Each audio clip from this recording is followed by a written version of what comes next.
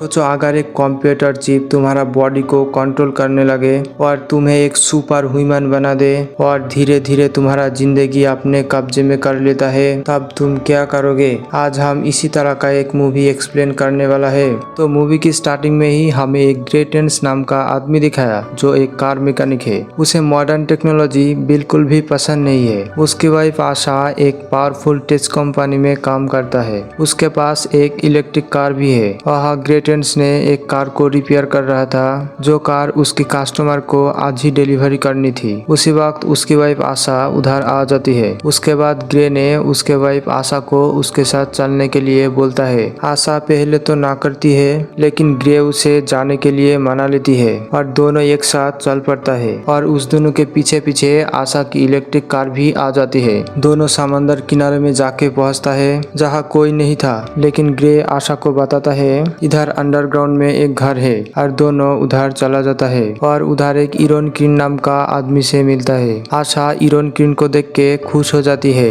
क्योंकि इरोन उस टाइम का टेक कंपनी में सबसे बड़ा इन्वेस्टर था, जो आशा भी उनके तरह बनना चाहता है। इरोन दोनों को अपने लेटेस्ट इन्वेंशन दिखाया, जो एक आर्टिफिशियल इंटेलिजेंस चिप जिसका नाम था स्टेम। इरोन कहता है कि ये चिप किसी भी इंसान का बॉडी कंट्रोल कर सकता है और उसकी एबिलिटी को इनहेंस कर सकता है, लेकिन ग्रे को ये सब अजीब लग रहा था और वो दोनों आशा की इलेक्ट्रिक कार में लौटने लगती है। कार ऑटोमेटिक मोशन में था और दोनों कार के अंदर मजा कर रहा था, लेकिन कार अचानक से हैक हो जाता है और कार का स्पीड बहुत ही ज्यादा बढ़ जाता है। आशा जल्दी से ब्रेक मारने की कोशिश करता है, लेकिन कार नहीं रुकी और कार की एक्सीडेंट हो जाता है। कुछ देर बाद और एक कार आती है और कार से कुछ बंदे निकल के आती है और दोनों को गन पॉइंट में ले लेती है। इधर पुलिस का ड्रोन सब कुछ रिकॉर्ड कर रहा था और ग्रे के सामने ही उस लोगों ने आशा को मार दिया। ग्रे को भी गोली लगती है और उसकी रीढ़ की हड्डी डैमेज हो जाती है। हॉस्पिटल में डॉक्टर ग्रे को बताता है वो अब पैरालाइज्ड हो चुका है। वो ना अब चल सकता है, ना अपने हाथ पैर ठीक से हिला सकता है। इसी तरह कुछ हफ्ते भी बीत गया और ग्रे का देखभाल उनकी माँ कर रहा था। उसके माँ के लिए उसे बहुत बुरा फील होता था। दूसरी ओर हमें एक कॉर्टेज नाम का डिटेक्टिव को दिखाया जाता है, जो आशा का मर्डर केस दिख रहा था, लेकिन उसे अभी तक कुछ जानकारी नहीं मिली और ड्रोन का फुटेज में भी उन लोगों का फेस क्लियर नहीं था।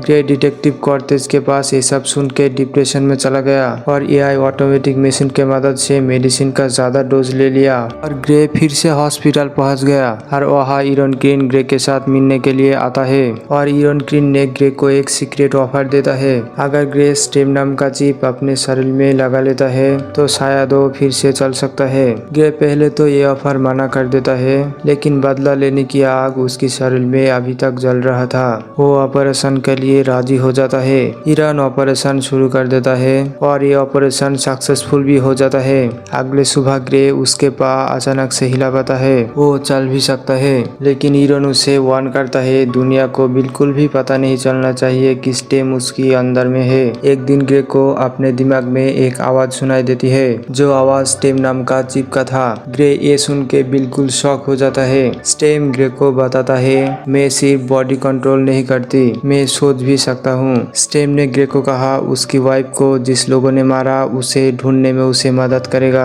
स्टेम ने ड्रोन कैमरा का फुटेज चेक किया और उन लोगों का हाथों में जो टैटू था उसे स्कैन किया और खुद बना डाला और स्टेम ने बताता है ये एक मिलिट्री आदमी का हाथों का टैटू है। अगले ही पल ग्रे ने उस आदमी का घर में चला गया और सबूत ढूंढने लगा, लेकिन उस आदमी उधर चला आता है और ग्रे के साथ फाइटिंग करने लगती है। फाइटिंग के दौरान ग्रे ऑलमोस्ट हार ही जाता है। तब स्टेम ने ग्रे के पास परमिशन मांगता है, अगर तुम हमको कंट्रोल दो तो मैं तुमको बचा सकता हूँ। ग्रे तुरंत ही हाँ बोल देता है। अगले ही सेकेंड ग्रे का बॉडी मशीनों की तरह मूव करने लगा। ग्रे ने इम्पॉसिबल स्पीड और प्रिसिशन से उस आदमी को मार डाला।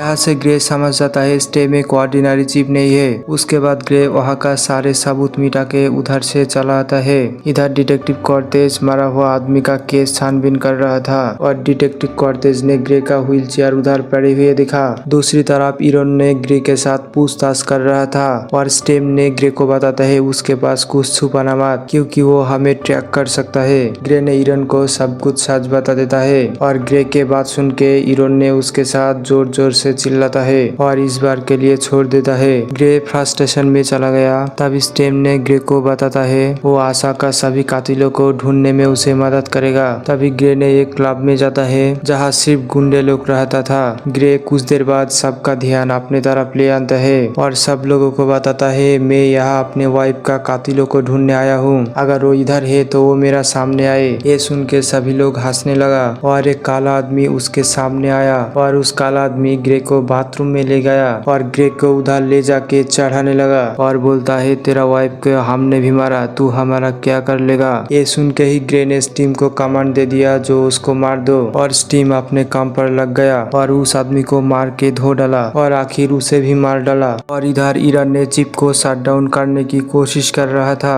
ग्रे को समझ आया अगर ईरन ने चिप को शट डाउन कर दिया तो वो फिर से पैरालाइज्ड हो जाएगा। स्टीम तभी ग्रे को कहता है, तुरंत इधर से निकलो और मैं एक हैकर के साथ कांटेक्ट किया, तुम उस हैकर के पास जाओ, उस हैकर इस शट डाउन को रोक सकता है। ग्रे तुरंत वहां से हैकर के पास जाने के लिए चलता है और जाते जाते स्टीम ने जो बताया वो सब कुछ नोट करने लगता है अपने हाथों में, जो इंफॉर्मेशन हैक करने के लिए हैकर को चाहिए। दूसरी तरफ काला आदमी के पास दो आदमी आता है और उसे किसने मारा उसका आंखों में हाथ डाल के सब कुछ जान लेता है। इधर ईरन ने चिप को शट डाउन कर चुका है लेकिन हैकर ने सब कुछ हैक करके स्टीम को वापस ग्रे के साथ कनेक्ट कर देता है और उधर दोनों आदमी भी पहुंच चुका था और दोनों आदमी के साथ फाइट शुरू हो गया। लेकिन ग्रे वहां से भाग जाती है। भागते भागते एक छत पे आ गया जहां स्टीम ने ग्रे को कहा, तुम हमको परमिशन दो, हम उस लोगों को मार देंगे। और अगले ही पल स्टीम ने एक आदमी को मार दिया। उसके बाद ग्रे वहां से घर चला आया लेकिन उसके माँ उसे चलते हुए देख लेता है और ग्रे ने उसके माँ को ऑपरेशन के बारे में सब कुछ बता देता है। थोड़ी देर बाद डिटेक्टिव कॉर्टेज ग्रे के घर में आता है और डिटेक्टिव कॉर्टेज ग्रे को बताता है उसका व्हील चेयर और एक लाश के बाजू में मिलता है,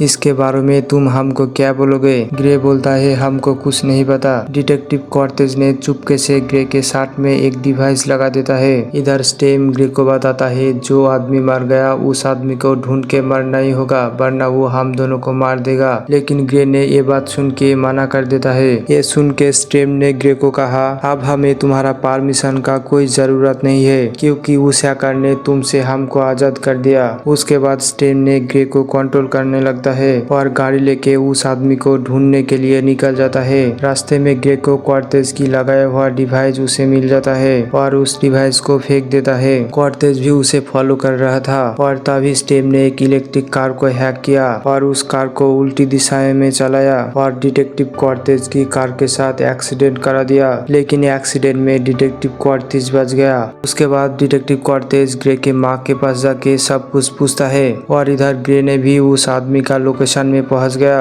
और ग्रे ने उस आदमी को पूछता है, आशा को किसने मारा। और उस आदमी ने ग्रे को बताता है, टारगेट तो तुम थे, तुम्हारा वाइफ तो इस सब में पॉकेट में मारा गया। ये सुन के ग्रे उस आदमी के साथ फाइटिंग में जुड़ जाता है और उस आदमी को भी मार देता है। उसके बाद उस आदमी का डिवाइस से ग्रे को पता चलता है इस सब के पीछे में ईरन का हाथ है और ग्रे ने छूटते हुए ईरन के पास गया। ईरन का गार्ड को मारने के बाद ईरन को मारने ही वाला था लेकिन वहाँ डिटेक्टिव कॉर्टेज आके पहुंचा और ग्रे को गन पॉइंट में ले लिया। लेकिन स्टीम ने डिटेक्टिव कॉर्टेज को ही मारने लगा और उसे मर्डर करने ही वाला था। ग्रे ने स्टीम को मना किया लेकिन स्टीम ने ग्रे को बात नहीं सुन रहा था और ग्रे ने स्टीम के साथ अंदर ही अंदर फाइट करने लगा और खुद के हाथों में ही चाकू चला दिया और डिटेक्टिव कॉर्टेज ने मशीनों के मदद से उसे कंट्रोल किया। अब ग्रे ईरन की गन पॉइंट में आ गया और ईरन ने ग्रे को बताया, मैं तो एक नौकर हूँ जो मैं स्टीम का ही इशारे में चलता हूँ, ये सब हमको स्टीम ने करने को बोला, स्टीम ही इस सब का कारण है। तभी स्टीम ने अचानक से उठा और ईरन किंग को उधर ही मार डाला। उसके बाद डिटेक्टिव कॉर्टेज को मारने वाला था लेकिन उसकी निशाना चूक गया। लेकिन स्टीम ने ग्रे को फोर्स किया और डिटेक्टिव कॉर्टेज को उधर ही मार डाला। उसके बाद ग्रे ने अपने पे गन पॉइंट किया और खुद को खत्म करने चला। तभी उसकी आँख खुल जाती है और खुद को एक बिस्तर में देखता है और उसके सामने उसका वाइफ आशा को भी देखता है और खुश हो जाती है। आशा ग्रे को बताता है उसकी एक्सीडेंट हुआ था इसीलिए वो कुछ हफ्तों से बिस्तर पे सोए हुए है। ये सब कुछ सुन के ग्रे ने सोचा ये सब कुछ स्टीम ने उसे सपना दिखाया और ये कहानी यहीं पर खत्म होता है और दोनों एक अच्छा सा लाइफ शुरू करता है।